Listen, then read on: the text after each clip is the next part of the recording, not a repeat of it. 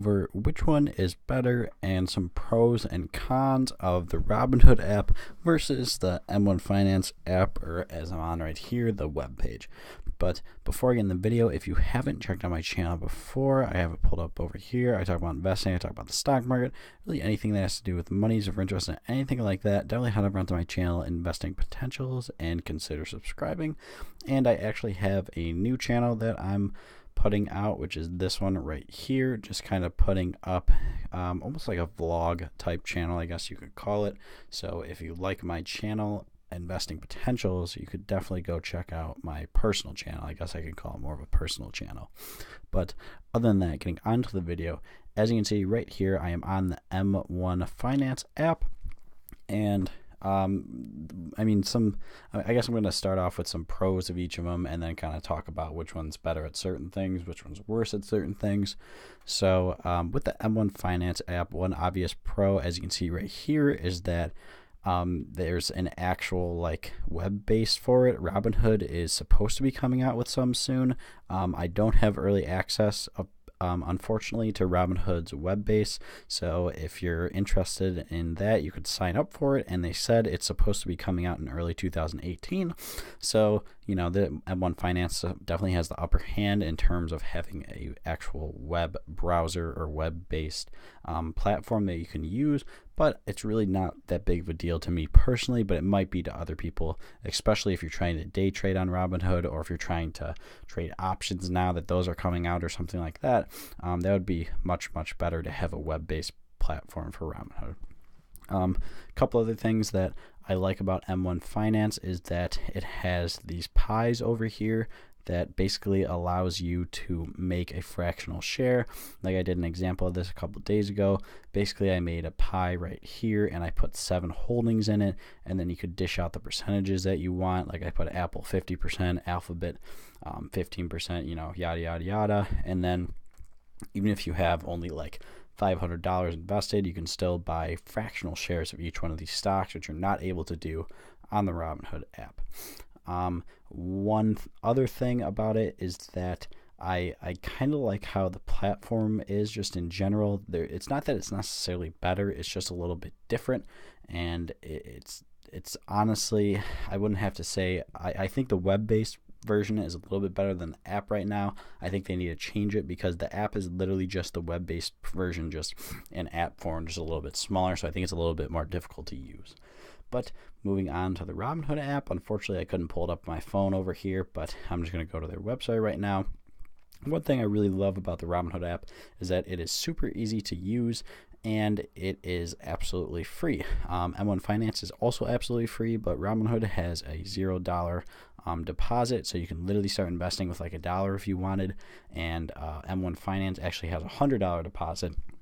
Not that that's like a significant amount of money, because there are some brokerages that require you to have like $5,000, but that's just one thing to note. If you want to start investing right away with literally $5, you can go over to Robinhood for absolutely free, and there is no minimal deposit.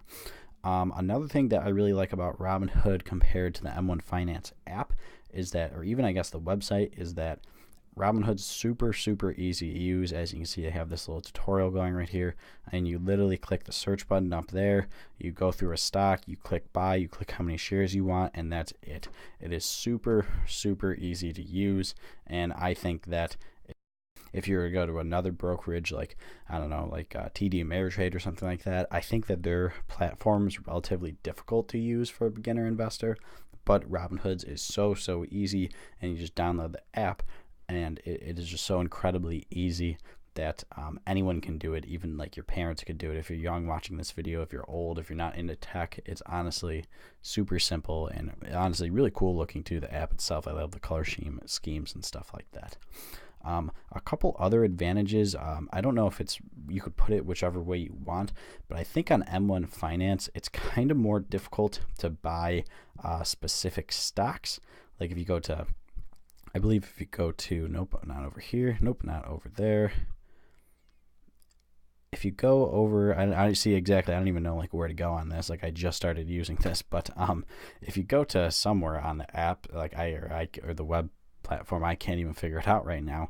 I think you have to actually go to my pie. I think you need to make an individual pie for every stock that you buy. Someone can correct me if I'm wrong there, but it's kind of difficult to start jumping in right away and buying stocks, unlike the Robinhood app. I found it a problem. Like, I kind of just started using this one, and I have been using the Robinhood app for quite a while, but I think it's relatively difficult to kind of jump right in. You have to play around with it a little bit and try to figure out where everything is and figure out how to really buy and sell stocks. One thing that Robinhood is definitely better at is that you can do a much better job of day and swing trading on the Robinhood app, even though it's been criticized in the past for not being as good as other brokerage accounts. For being free and being what it is definitely much better for day and swing trading than M1 Finance, because, as I said, I'm not even 100% sure if you can just buy like individual stocks or not. I'm pretty sure you have to do the pie category and then add that pie to your portfolio. So, I mean, you can make a pie of just 100% one stock and then put how much you want in that specific stock. But it's definitely a whole lot easier to buy and trade stocks on the Robinhood app. And just a couple other things, I guess, overall about the Robinhood app. And just comparing M1 Finance, they're both easy to deposit money. I think they take about the same exact time. I've yet to actually withdraw money from the M1 Finance app, but I have withdrawn and deposited money in Robinhood, and they both deposit in a couple of days, so that's not really a big deal. I think M1 Finance actually took 1 day, and Robinhood took like 1 or 2 to withdraw it, but Robinhood has an instant deposit. M1 Finance takes, I mean, literally a day if you're just using your bank. I think if you use a credit card, it takes a little bit longer if you do like wire transfer, but that's really for any brokerage out there. So both of them are really quick and easy in depositing. And one thing that I like about M1 Finance, probably more than I like about Robinhood, is the ability to kind of visualize and see the stocks you own. Like on the Robinhood app over here, as you can see when they scroll down into their holdings, if you've used the app at all, you know what I'm talking about. It doesn't like organize them very well. Like you can move your holdings up and down in your list or in your watch list, but it really doesn't like organize it. You can't really see your portfolio as a whole besides just how it's performed over certain periods of time. But on the M1 Finance, it would have the main portfolio, and if I owned multiple pies, which I only have one in my portfolio, it would like slice them up for you. But then you could also go into your portfolio very easily, and this will take a second or two to load, and you can see exactly how much of each specific stock or ETF that you hold.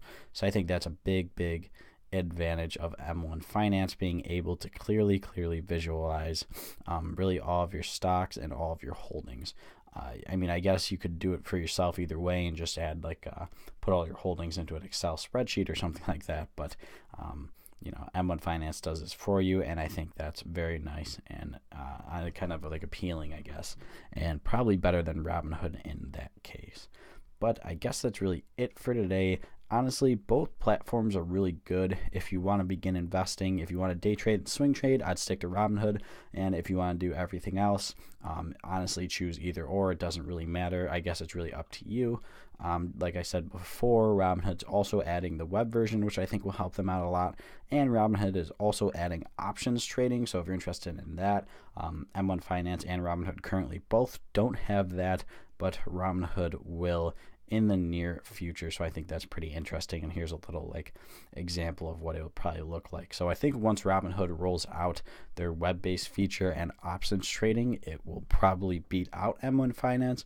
But because they currently don't have that, and there's just like M1 Finance, like I said, is better in a couple categories, I think that it's really up to you which one you want to choose. But I use both. I have most of my money in Robinhood because I like day trading and swing trading occasionally, and because I just started using Robinhood first, and there was no minimum deposit when I started investing. But anyways, that's it for today. I hope you guys enjoyed the video.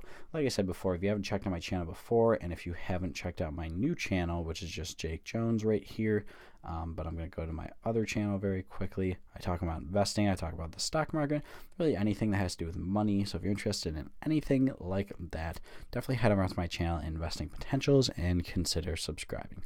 But other than that, guys, thanks for watching.